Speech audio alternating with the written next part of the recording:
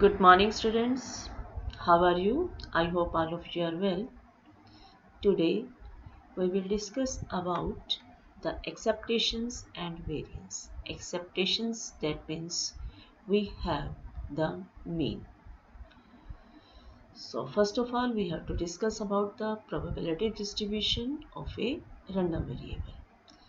The probability distribution of a random variable x is the system of numbers like this in this table. That means we have x, that is a random variable, px, their probabilities. The random variables will be x1, x2, x3 up to xn, and their probabilities will be p1, p2, p3, pn, and so on. That means here in this probability distribution table, the sum of all the probabilities p1 plus p2 plus p3 up to pn is 1, and the numbers x1, x2, xn are the possible values of the random variable, and p1, p2, pn is their respectively probabilities. Okay, and now we have the expected value. Expected value, that means we have to find the mean. And now suppose that we have the outcomes of the experiment are real numbers, that is x1, x2, x3 up to xn, and their probabilities will be p1, p2, p3, pn respectively. Then the expected value of x, that is ex, of the experiment is summation of xi pi, where I goes from 1 to n. This is the expected value. Expected value हमारे पास किसके equal होता है? Mean के equal होता है. Mean हमारे पास क्या होता है? Summation of F I x I divided by summation of F I. यानी कि ये जो x तो हमारे पास वही है और एफ आई को हमने रिप्लेस किया है पी आई से, और यहाँ पर जो समेशन ऑफ पी आई है वो हमारे पास 1 के इक्वल है.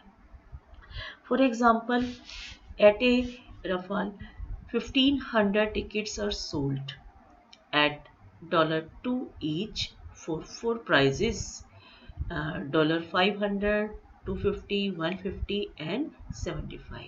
What is the expected value of your gain if you play? तो अब यहाँ पर क्या है कि 4 टिकट्स सोल्ड हुई है. ठीक है, तो हमने किसके ऊपर फाइंड करना है? Expected value of your gain. ठीक है, तो फर्स्ट हमारे पास $500 है, यानी कि उसने 2 रुपीज़ में तो परचेज किया, तो उसको गेन हुआ 498 रुपीज़ में.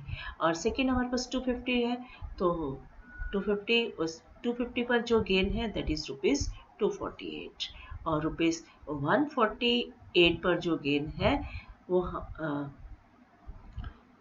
148, एंड देन वी हैव 75 पर जो गेन है दैट इज 73. ठीक है, अब क्योंकि उसने जो है टिकट सोल्ड की है, उसके बाद उसके ऊपर जो प्राइजेस आया या नहीं आया, हो सकता है कि कुछ टिकट्स ऐसे भी हो जिसके ऊपर प्राइजेस नहीं आया, दैट मीन्स उसको जो लॉस हुआ दैट इज $2. ठीक है, अब इनकी जो प्रोबेबिलिटीज हैं तो दैट इज 1/1500, क्योंकि 1500 टिकट्स थी 4 प्राइजेस के लिए, तो $500 का जो प्राइजेस था उस पर जो प्रोबेबिलिटी होगी 100, 1500, और 248 का जी इसकी प्रोबेबिलिटी हो जाएगी 1/1500. सेम इसी तरह से 148 के लिए 1/1500, और $73 के लिए भी हमारे पास क्या होगी 1/1500. लेकिन जब उसको $2 लॉस हुआ, उस केस में जो केसेस बनेंगे हमारे पास 1496. ठीक है, क्योंकि 4 टिकट्स पर प्राइजेस थे, बाकी टिकट्स पर तो प्राइजेस नहीं थे, इसलिए इसका जो नंबर है 1496, और इसकी प्रोबेबिलिटी हो जाएगी 1496 divided by 1500. And now we have to find the expected value. Expected value यानी कि ये जो गेन है, गेन को हम इनकी प्रोबेबिलिटी से मल्टीप्लाई करेंगे. It means 498 multiplied by 1/1500, 248 multiplied by 1/1500 and so. ठीक है, सेम इसी तरह से फाइंड करते हैं. We get 1.1. ठीक है, अब यहाँ पर हमारे पास क्या है? नेगेटिव साइन आ रहा है. नेगेटिव साइन आ रहा है तो इसका मतलब उसका जो एक्सपेक्टेड वैल्यू है that is there is a loss. Okay, yes, now we have the variance of a discrete probability distribution. In the variance of a distribution, as you know, mean is the central tendency, that is known as the average of the data, and variance measures the average degree to which each number in the data is different from the mean value. That means we can say that the variance measures the average degree to which each sample element differs from the mean of the sample space. That means in a probability distribution, a discrete random variable x, it is, and its variance is denoted by VARX, and it is the summation of the square deviation of xi from the mean Ex and the corresponding probabilities Pi. That means we have, suppose we have x1, x2. X is a random variable and their possible finite values x1, x2, xn respectively, with probabilities p1, p2, pn, and the variance is summation of xi square pi minus summation of xi pi, and this we can say that ex square minus ex2, where ex square is summation of x square pi. Okay, अब जैसे इसको अगर हम compare करें किससे, जो हमने last time variance का फॉर्मूला किया था। अब जो लास्ट टाइम वेरिएंस का फॉर्मूला किया था वो हमारे पास क्या था, variance is equal to summation of x square f x square by summation f minus summation of f x by summation of x whole square. ठीक है, ये हमने किया था फॉर्मूला। ठीक है, अब इसको इसके अंदर जो f है इसको हम रिप्लेस कर रहे हैं p से, तो it becomes summation of p x square, और जो समेशन f है it becomes summation of p i, sum of all the probabilities, minus summation of p i x i by summation of p i and its square. ठीक है, अब summation of p आई हमारे पास 1 के equal है, तो जब ये 1 के इक्वल है तो ये हमारे पास ये बन जाएगा ना summation of p i x square minus summation of p i x i square. ठीक है, तो ये हमारे पास वेरिएंस का फॉर्मूला है, और यहाँ पर summation of x i square p i minus summation of x i p i its power 2 will be there. ठीक है, और इसको अगर हम दूसरी लैंग्वेज में लिखें तो ये हमारे पास बन जाएगा ई एक्स स्क्वायर माइनस ई एक्स स्क्वायर। ठीक है, यहाँ पर x का स्क्वायर है, ठीक है, और यहाँ पर ई एक्स फाइंड करने के बाद जो है उसका स्क्वायर है, और जो समेशन ऑफ जो ई एक्स है, ई एक्स हमारे पास क्या होता है, मीन, और इस मीन को हम किससे रिप्रेजेंट करते हैं, म्यू से रिप्रेजेंट करते हैं, expected value that is represented by mu, and that is equal to p i x i, summation of pi xi. Okay, I hope you understand this. Yes, now we have the standard deviation. As you know, standard deviation is the square root of variance. It means we have, when we have to find the variance, when we take the its square root, it becomes the standard deviation. Okay, and now we will discuss the examples. In a class 12th of 20 students whose marks out of 30 are 14, 17, 25, 14, 21, 17, 17, 19, 18, 26, 18, 17, 17, 26, 19, 21, 21, 25, 14 and 19 years. It means if the random variable x denotes the marks of a selected student, given that the probability of each student to be selected equally likely, we have to prepare a frequency distribution of the random variable x, find the mean, variance and standard deviation of x. तो अब इसके अंदर सबसे पहले आपने क्या find करना है, प्रोबेबिलिटी डिस्ट्रीब्यूशन, ठीक है। तो सबसे पहले अगर आपको याद हो तो पहले हम क्या फाइंड करते थे, फ्रीक्वेंसी डिस्ट्रीब्यूशन टेबल। तो फ्रीक्वेंसी डिस्ट्रीब्यूशन टेबल यानी कि 14 3 टाइम्स रिपीट है, 17 5 टाइम्स रिपीट है, 18 2 टाइम्स रिपीट है, 19 3 टाइम्स, 21 3 टाइम्स, 25 2 टाइम्स, 26 2 टाइम्स। ये हमने जो 9th क्लास में किया था ना टैली बार से, ये हमने वही फाइंड किया है, that is frequency distribution table, ठीक है। क्योंकि फ्रीक्वेंसी डिस्ट्रीब्यूशन टेबल से हम इसको किस में चेंज करेंगे, प्रोबेबिलिटी डिस्ट्रीब्यूशन टेबल में, क्योंकि नंबर ऑफ फेवरेबल आउटकम्स आ जाएंगे तो उससे हम इसको प्रोबेबिलिटी डिस्ट्रीब्यूशन टेबल में कन्वर्ट कर सकते हैं। And now according to this marks 14 we have the probability 3/21 because 20 students will be there, यानी कि 14 मार्क्स जो है वो 3 स्टूडेंट्स के हैं, इसकी प्रोबेबिलिटी होगी 3/20।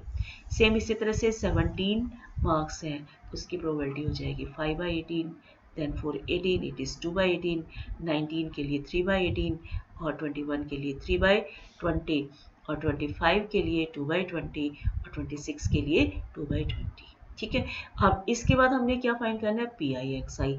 तो जो ये पी आई है, पी आई को एक्स आई से मल्टीप्लाई कर दीजिए, यानी कि इस 14 को हम मल्टीप्लाई करें 3/20 से, तो 14 इंटू 3/20 इट बिकम्स 42/20 और 17 इंटू 5/20 इट बिकम्स 85/20। सेम इसी तरह से 18 इंटू 2/20 दैट मीन्स 36/20, ठीक है। Similarly 19 into 3/20 57/20, then 63/20, 50/20 and it becomes 52/20, ठीक है। और फिर हमने इसका सम फाइंड करना है, that is summation of p i x i, ठीक है। और टेबल अगर हम पहले कंप्लीट करें तो पहले टेबल में हमें क्या फाइंड करना होगा, एक्स स्क्वायर पी आई। तो ये जो हमारे पास आया है एक्स आई पी आई 42/20, इसको हमें किससे अगेन मल्टीप्लाई करना है, किससे, 14 से, ठीक है। तो 42 इंटू 14 इट बिकम्स, नहीं एक्स से मल्टीप्लाई करें ना एक्स आई पी आई को, ठीक है। तो ये हमारे पास, और इसको सिंप्लीफाई करें, ठीक है, वी गेट 147/5, सेम इसी तरह से 289/4, 162/5 एंड 1083/20, 1323/20 एंड 125/2 एंड 385/5, ठीक है।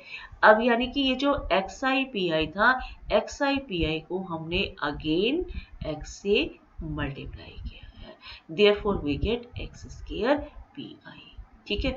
तो अब इसका हम सम फाइंड करते हैं, ठीक है। तो summation of x i p I that means mean, ये जो हमने फोर्थ कॉलम में फाइंड किया ना, फोर्थ रो में 42/20, 85/20, 36/20, 57/20, इन सब का जो टोटल है that is 19.25, it means mean is equal to 19.25, ठीक है। और वेरिएंस फाइंड करने के लिए हमें समेशन एक्स स्क्वायर पी आई चाहिए, तो समेशन एक्स स्क्वायर पी आई ये लास्ट रो के अंदर है, इन सब का टोटल आ रहा है 7689/20। एंड नाउ ये वैल्यूज हमने किस में सब्स्टिट्यूट करनी है, वेरिएंस वाले फॉर्मूले में। तो वेरिएंस का फॉर्मूला क्या था, summation of x i square p i minus summation of x i p i whole square, ठीक है। तो summation of x square p i है 7689 डिवाइडेड बाई 20 माइनस 385/20, ठीक है। ये हमारे पास ये वैल्यू आई थी ना मीन की, दैट इज 385/20, ठीक है। तो ये वैल्यूज इसका स्क्वायर कर देते हैं, एलसीएम ले लेते हैं एंड सिंप्लीफाई करते हैं, it's value is 13.9, okay. And now standard deviation is the square root of variance, it means square root of 13.9 that is equal to 3.7, okay. Now we have the another example. Let x denotes the number of hours a person watches television during a randomly selected day. The probability that x can take values has the following form, where k is some unknown constant. That means we have given px for x is equal to xi, that is 0.2 if xi is equal to 0, kxi for if xi is equal to 1 or 2, and for x is equal to 3 its value is k into phi minus xi and 0 otherwise. ठीक है, otherwise का मतलब है अगर xi 4 है 5 है उस case में हमारे पास क्या होगी, इसकी value 0. Yes, now we have to find the value of k. And then what is the probability that a person watches 2 hours of a television on a selected day?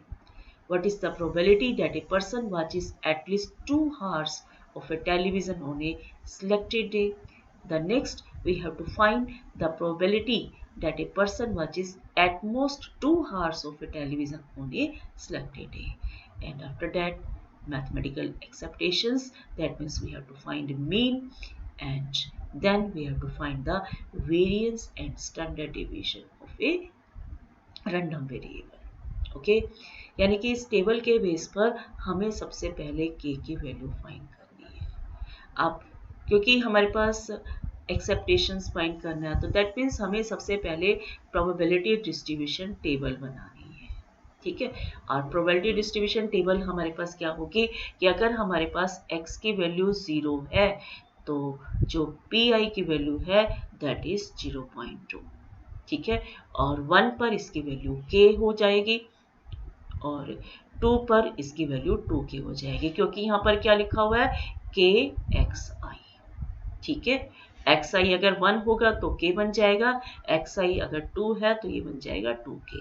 और जब x की value 3 है, xi 3 है, तो अब हम इसमें substitute करें तो ये हमारे पास हो जाएगा k into 5 minus 3, it becomes 2k. ठीक है, और अगर 4 5 6 है अदरवाइज तो हमारे पास 0 है, इसलिए हमें ज़रूरत नहीं है राइट करने की.